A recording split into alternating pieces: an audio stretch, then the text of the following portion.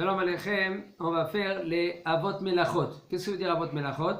Avot Melachot, ça veut dire que c'est les pères de Melachot. Ça veut dire que c'est l'essentiel. Qu'est-ce que c'est écrit? Comment c'est dans la Torah? Même que ce n'est pas écrit dans la Torah, ils ont étudié ça de Melachot à Mishkan, les travaux du Mishkan. Okay? Alors maintenant, on va les Avot Melachot, que c'est Issour de la Torah, et il y a aussi des dérivés, que ça c'est les Toladot, les Issourim.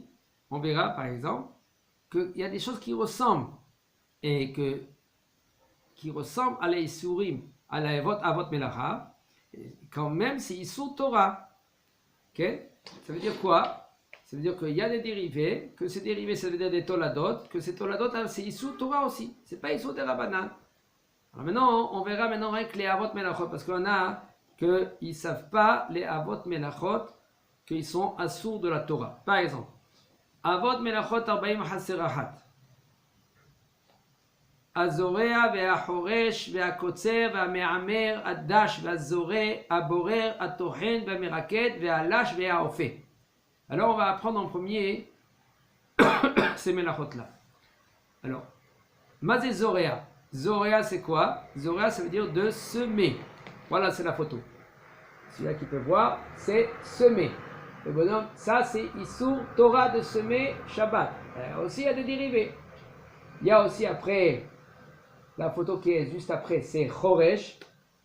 Ça aussi, Choresh, de faire un sillon dans le terrain pour planter, on parle, c'est Issour Torah. Alors maintenant, quand c'est dans le terrain, ça s'appelle Choresh. Quand tu fais un sillon, ça s'appelle Choresh, c'est Issour Torah. Quand tu fais un sillon dans la maison, comme avant, les maisons, ils étaient pas carrelés. Alors si maintenant un homme lui fait un sillon à la maison, c'est-à-dire qu'il fait un trou ou il fait un creux, c'est aussi sous Torah, mais pas Choresh et la bonnet. Maintenant on va continuer. Il y a aussi Kotzer. Ça veut dire quoi Kotzer? On va faire montrer la photo. Kotzer c'est de couper le blé par exemple. Ok, ça c'est Kotzer. Et après il y a Amer. Ça c'est Me'amer. Me'amer c'est quoi? De rassembler la récolte, de mettre en botte. Et après il y a un autre Issour, Av Melacha, que ça s'appelle Dash. C'est de piatiner. Qu'est-ce qu'il fait? Il sépare le blé de la peau. Il y a deux peaux dans la blé. Et aussi le mot, ça veut dire qu'il y a une tige qui est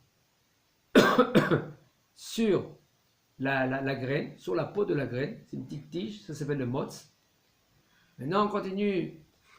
Il y a après Zoré. Zoré, ça veut dire que après qu'il a piatiné, qu'est-ce qu'il fait?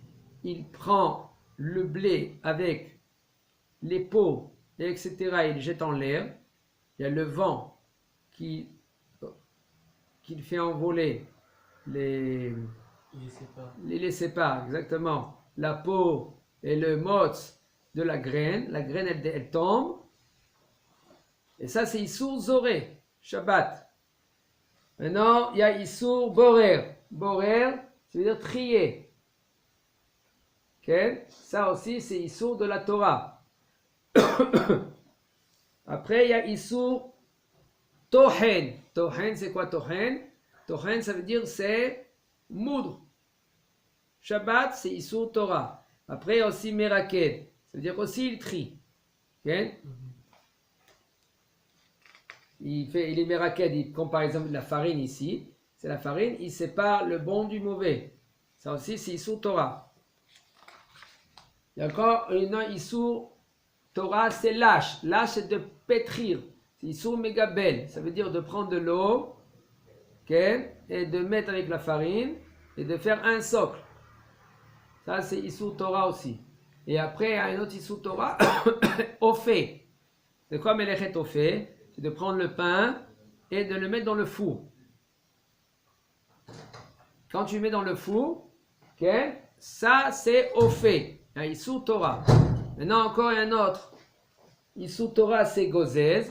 De teindre la peau de la brebis, par exemple. Tu coupes, ça s'appelle Melechet Gozez.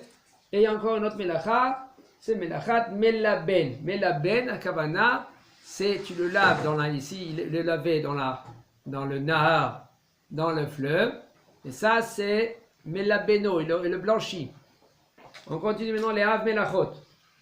Il y a aussi Menapetz. Menapetz, il prenait le pishtan, c'est du lin. Qu'est-ce que c'est le lin? Le lin, c'est une plante. Il prenait la tige, après qu'il a travaillé. Maintenant, voilà, on voit les cheveux du lin. Alors, Menapetz, il y a deux pérouchim. Il y a Menapetz, c'est ou de brosser, ou de taper. Il y a aussi le Melechet Sovea. Ça veut dire Sovea, ça veut dire qu'il colore. Il colorait avec, c'est ça qu'on a fait tout à l'heure, avec les Samemanim. Il y a aussi Tové. Ici, Tové, c'est quoi? Tové, c'est de faire du fil, tisser. Après, il y a un messer, c'est-à-dire qu'il préparait les fils. Il préparait les fils dans le truc pour faire un tapis. Okay? Et après encore un autre issour. Ce issour de batenirim, de faire des batenirim, ça veut dire de faire rentrer le fil. Okay? Comme on voit ici, il rentre dans le fil dans les trous. Aussi après, c'est Aoreg. Mazé Aoreg, il dit ici Rashi. Il dit le patenoir. Aoreg, ça veut dire que lui, il fait quand il veut faire le tapis, comment il fait? Il y a des fils qui sont shti, c'est-à-dire qu'ils sont debout. Et il y a le Erev, ça veut dire qu'ils sont horizontaux. Ok, ça c'est Aoreg. Maintenant, Apotsea. Apotsea, Messir, Trouté, Aerev, Me'al Hasheti. O Hacheti mi alaerev le tzorech hariga. Parce qu'il faut savoir que s'il fait cette interdiction pour faire hariga, ça veut dire de faire un tapis, ça c'est assourd. Et si maintenant il coupe, pour couper, pour détruire, pour dommager, c'est pas Issur Torah. Parce que kol hamekalkelim turim. Tout ce qu'il est mekalkel, s'il fait un dommage, c'est pas tour de la Torah. Mais peut-être ça sera assourd des Rabbanan. Alors ça veut dire que lui, il coupe le fil ici, ou ce fil qui est en haut, ou ce fil qui est là. Ok? On continue. Il y a aussi kosher, ça veut dire que il fait un nœud. C'est pas un nœud, c'est deux nœuds ici.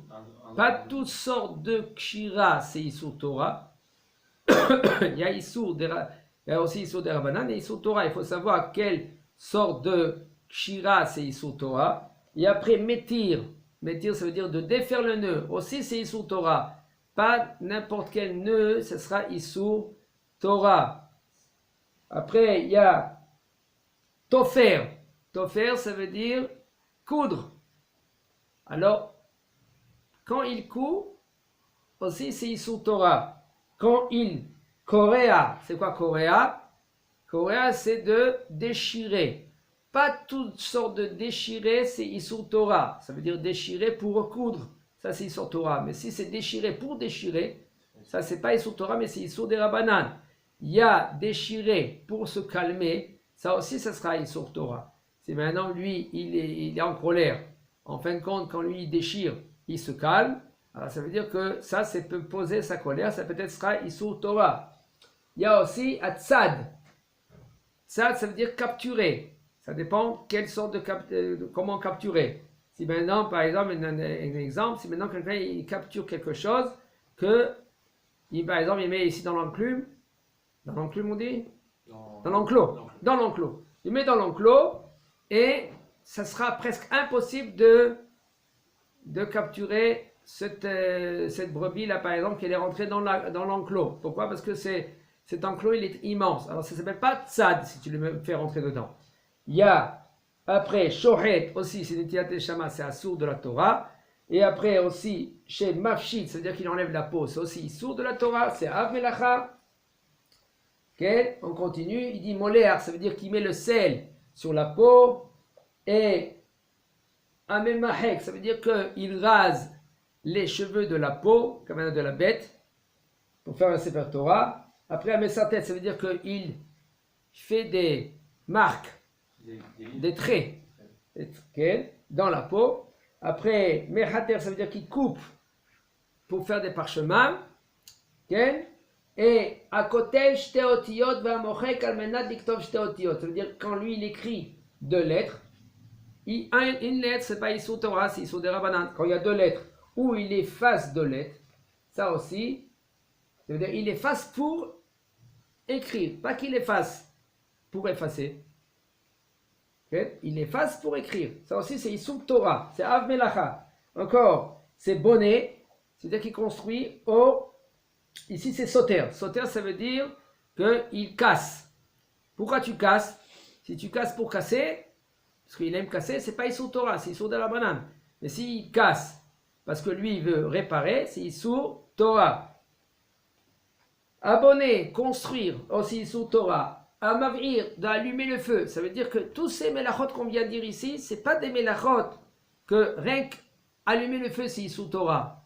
Tous ces mélachot, c'est Issur Torah. Ça veut dire que si maintenant lui il casse quelque chose pour reconstruire, il fait Issur Torah. Alors maintenant, Mavir, ça veut dire qu'il allume le feu. Ou lui qu'il éteint. Pourquoi tu éteins? Il éteint pour le feu. Ça veut dire pour les braises, d'après Rabbi Yossé.